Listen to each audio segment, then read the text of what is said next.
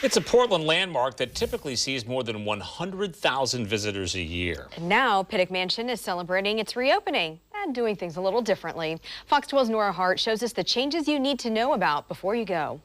The Pittock Mansion has been closed down since March amid the COVID-19 pandemic. Now the iconic museum is welcoming visitors back with many health and safety changes.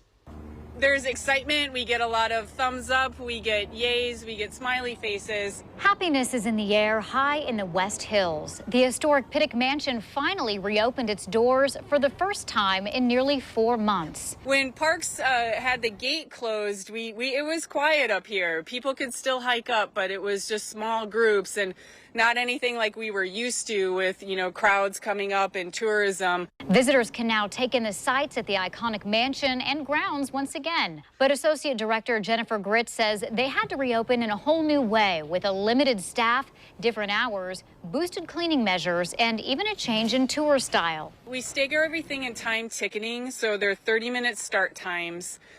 We have small groups going in a very staggered fashion. Depending on how people are moving through and how quickly they are, we expect to have anywhere from 20 to 30 people in the mansion in an hour, but they're not in there at one time. There's also a one-way path set up for the tours, which is giving visitors a unique view of the 1900s treasure. Because we're controlling that one-way path access through, we are allowed to open up windows that we have never opened up during public hours. And it's giving us an opportunity to highlight the design features of this building. This reopening couldn't have come at a better time for the museum. GRITT estimates they've lost about $400,000 in revenue while closed down.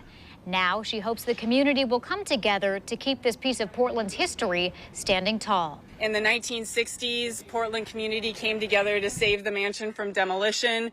We're kind of in that mode. We do need some help in order to keep going. As long as we can keep going, we're going to do what we can to give the community a positive, safe experience.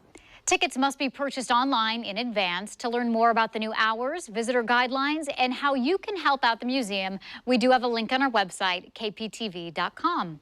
In studio, Nora Hart, Fox 12 Oregon.